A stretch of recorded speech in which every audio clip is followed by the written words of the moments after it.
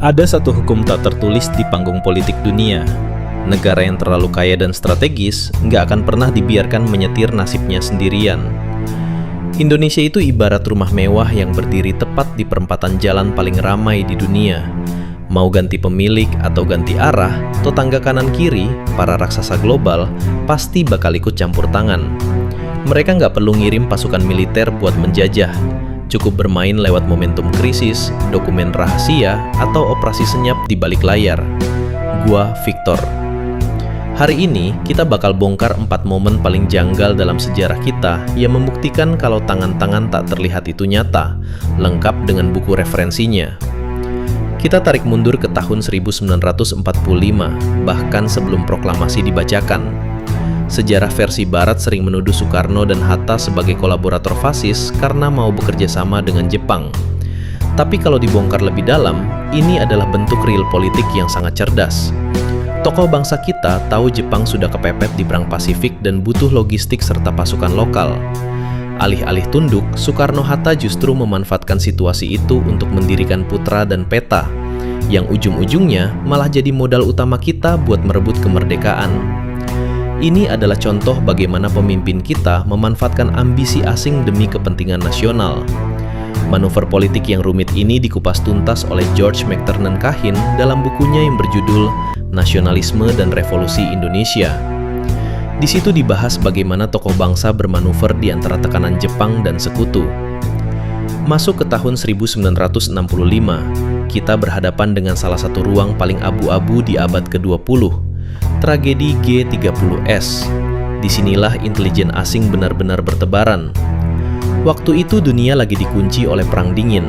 Amerika Serikat ketakutan setengah mati dengan teori domino.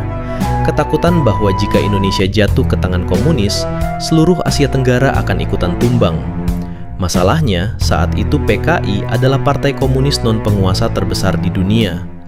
Dokumen rahasia yang sekarang sudah dideklasifikasi membuktikan kalau CIA terlibat aktif.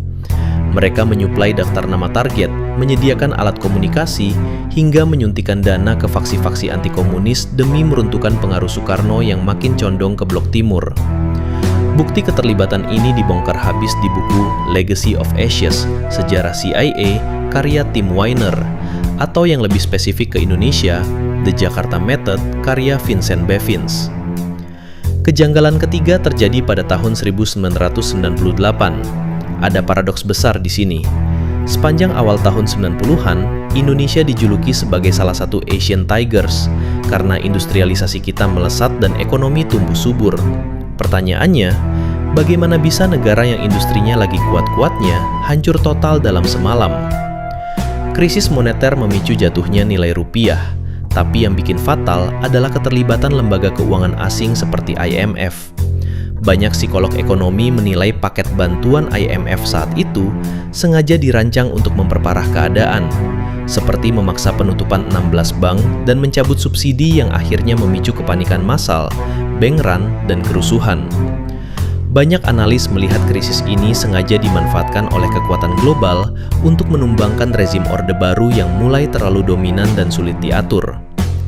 Fenomena ini dijelaskan secara ilmiah dalam buku The Shock Doctrine, karya Naomi Klein, yang membahas bagaimana kapitalisme global memanfaatkan momen bencana atau krisis untuk memaksakan perubahan politik suatu negara. Terakhir, mari lihat kejadian tahun 2004. Tepat menjelang Pilpres langsung pertama di Indonesia. Ada momen diplomasi yang sangat janggal. Donald Rumsfeld, Menteri Pertahanan Amerika Serikat waktu itu, datang ke Jakarta. Anehnya, dia menolak menemui Presiden Megawati dengan alasan jadwal sibuk, tapi justru meluangkan waktu untuk mengadakan pertemuan khusus dengan SBY yang saat itu baru mundur dari kabinet dan bersiap nyapres. Dalam dunia diplomasi, tidak ada yang kebetulan. Pasca tragedi 9/11, IS sedang gencar-gencarnya menjalankan agenda War on Terror. Indonesia, sebagai negara muslim terbesar, jadi fokus utama Pentagon. Megawati dianggap kurang kooperatif, sementara SBY, yang merupakan lulusan militer AS di Fort Benning, dipandang sebagai figur intelektual yang bisa diandalkan untuk stabilitas keamanan. Pertemuan itu adalah sinyal halus dari Washington tentang siapa yang mereka inginkan memimpin Indonesia. Dari Jepang tahun 45, CIA tahun 65, IMF tahun 98, sampai Pentagon tahun 2004, polanya selalu berulang. Intervensi asing tidak selalu berbentuk perang terbuka, melainkan infiltrasi rapi di saat kita sedang berada di persimpangan sejarah. Apakah ribuan agen asing itu masih bertebaran di sekitar kita sekarang? Rekam jejak sejarah tadi sudah memberi jawabannya, karena di panggung politik global tidak pernah ada makan siang gratis. Bagian mana dari keempat momen tadi yang paling membuat kalian penasaran? Tulis di kolom komentar, kita bedah bareng di bawah. Sampai jumpa di konten berikutnya.